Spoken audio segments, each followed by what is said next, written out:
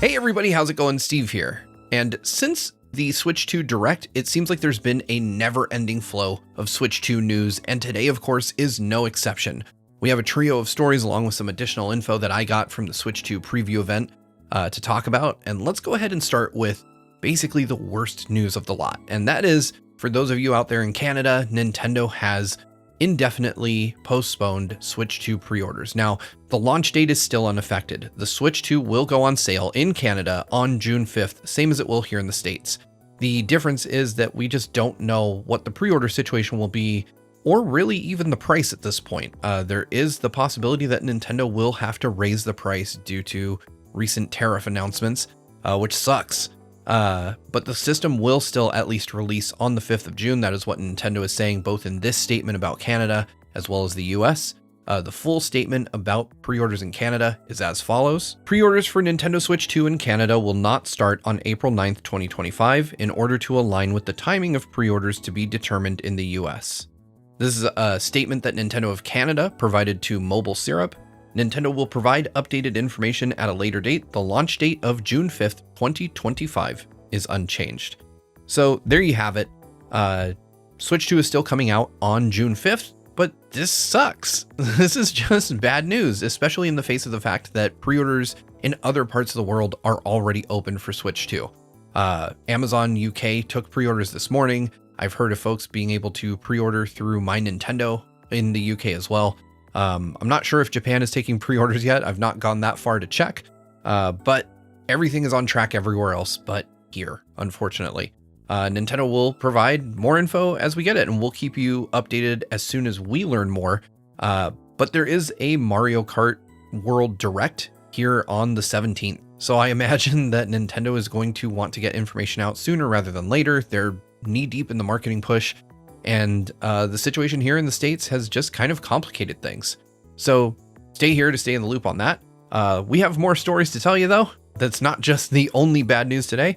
Nintendo has also confirmed that Switch 2 carts will taste every bit as bad as Switch 1 carts. So if you've ever licked a Switch 1 cartridge, you know that they are extremely bitter. There was that whole meme about doing it back in 2017. People were putting Switch cartridges in their mouth, specifically because Nintendo said you shouldn't and that they taste bad. It uses the same bitterant that is in nail polish to prevent people from biting their nails. So it is designed to create a visceral reaction. Now, of course, this isn't just for memes or for fun. This is because Switch carts are small and small humans like to put things in their mouths. So it's really designed to prevent, kids, babies, pets from ingesting your Switch 2 cartridges. Now, of course, you might have a big dog at home that has destroyed one or two. I know I have, but realistically, this is just the same safety measure that is on Switch 1 cartridges to just stop you from eating them. Don't lick, don't eat your games. They're expensive as is. Maybe putting them in your mouth is just overall a really bad idea. I'm looking at you. You right there. Don't do that. Don't put that Switch cartridge in your mouth. Don't do it. Don't. Okay. All right, moving on. Our final story is that we now have more information about Switch 2 game key cards, the thing that everyone hates, which realistically I understand and both am confused by. The idea that you have to purchase a physical box, and now that instead of a download code, they now carry a physical card that just has no data on it. It has the key for the game. I had surmised that this was going to allow us to trade or even resell digital games, right? Because or else why would you need a card in there? The idea that you would need to occupy your card slot just to play a digital game that you couldn't then give to someone else or give a loan of to someone else didn't make sense.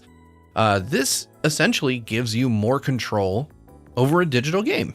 Now, there are better ways that Nintendo could do this. They could just make trading and selling of games available via the eShop. They've already started something very similar with the virtual game card program that's available on Switch 1, but this is still really cool nonetheless. I like the idea that having these game key cards doesn't mean that I'm stuck with just a digital game that also requires some kind of physical form. I can take this to theoretically a GameStop and sell it back to them. They can sell it to someone else and that person now has that game. Or I can just loan this out to someone and they can kind of use it the same way that you could use a digital game without having to be a member of my family group or connect to my Switch over local Wi-Fi to take a loan of the game for a bit.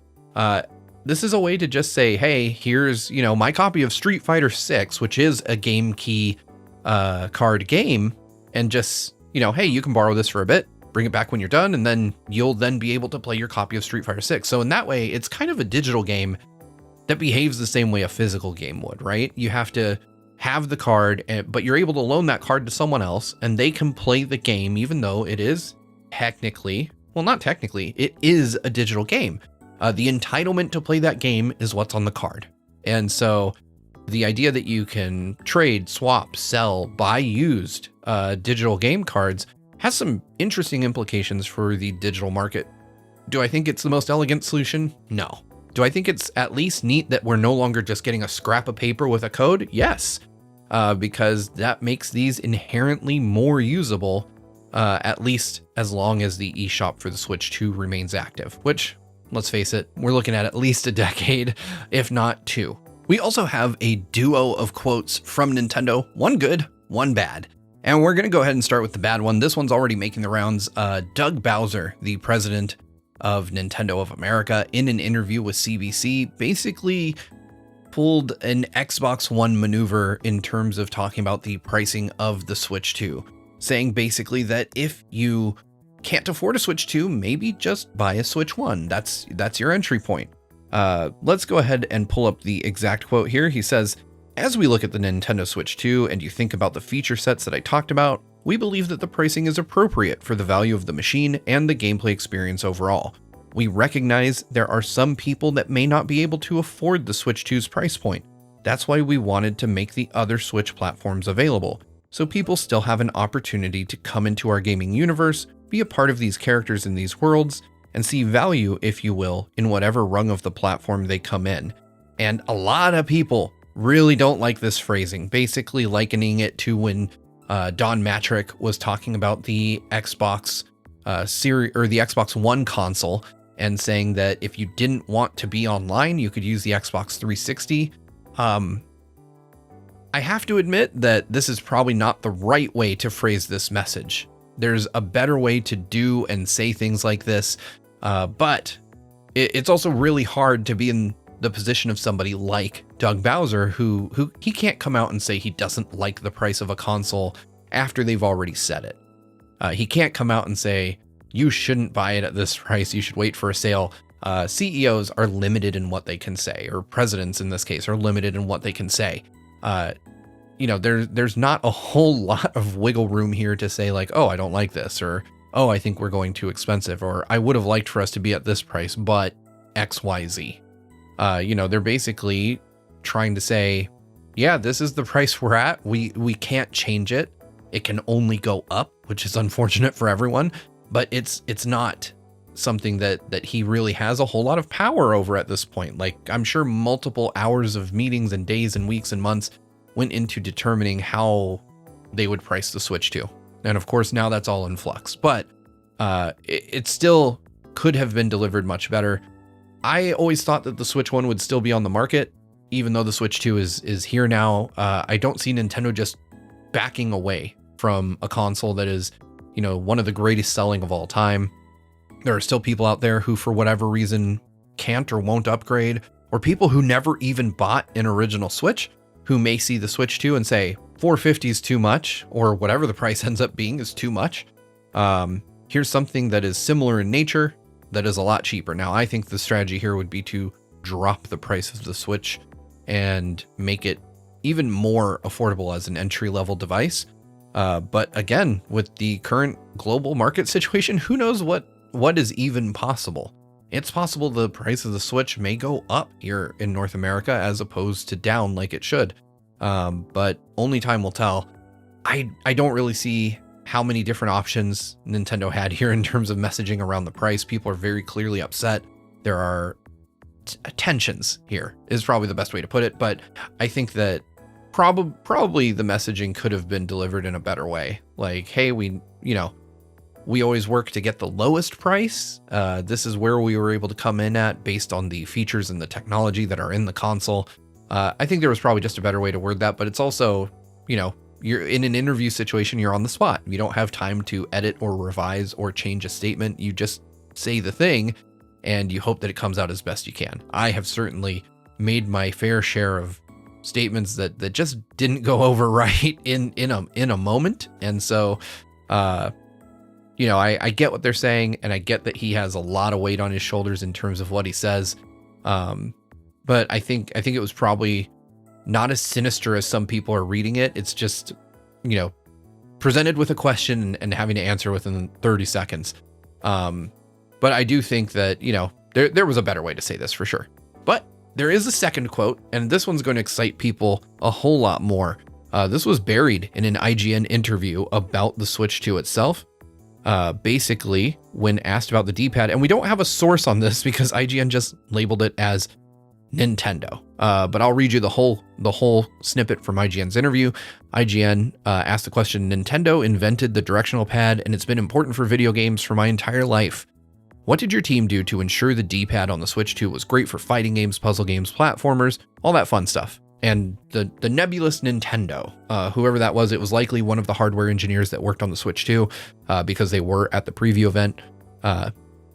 They responded with, you may think that every time you see the directional pad that it's just the same button being reused, but the truth is we do make small adjustments and add small changes every time.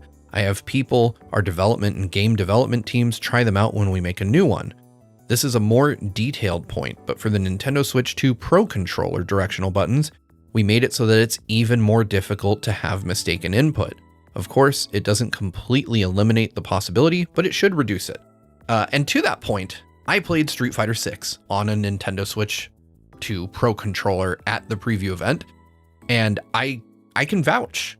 I can say that Switch 2 Pro controller, I experienced far less incorrect inputs when I was doing matches with Brandon. I played my main in Street Fighter 6, that's Ryu. I was able to pull off, easy Hadokens, Shoryukens, Tatsus, did the Mets Shoryu first try, didn't really have any issues pulling anything off. And I have to say that is not something I can say is true of the existing Switch 1 Pro controller.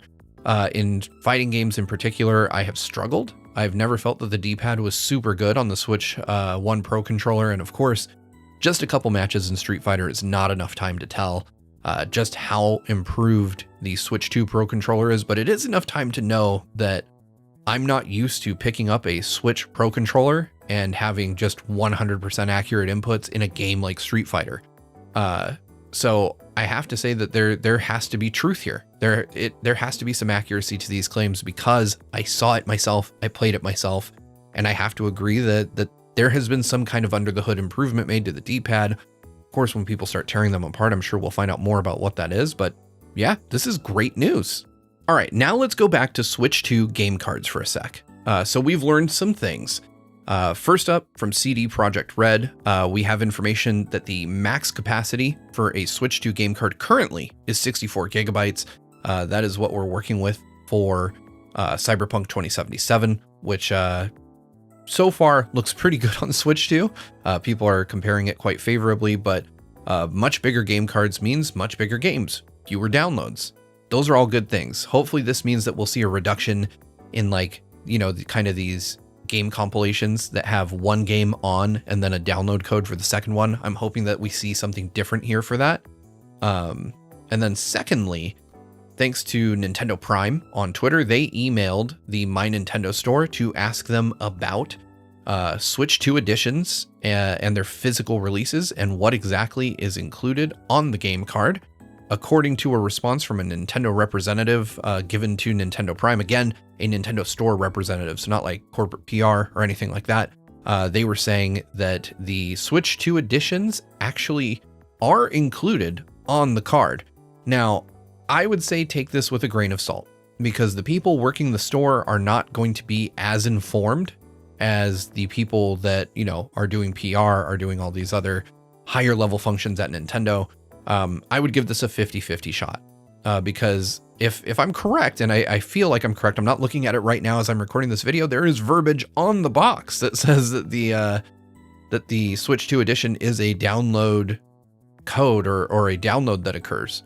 So I'm not sure how that would really work. I'm a little skeptical here because I don't know that Nintendo would put that verbiage in take up such a huge amount of real estate on the box if it was included on the card to begin with.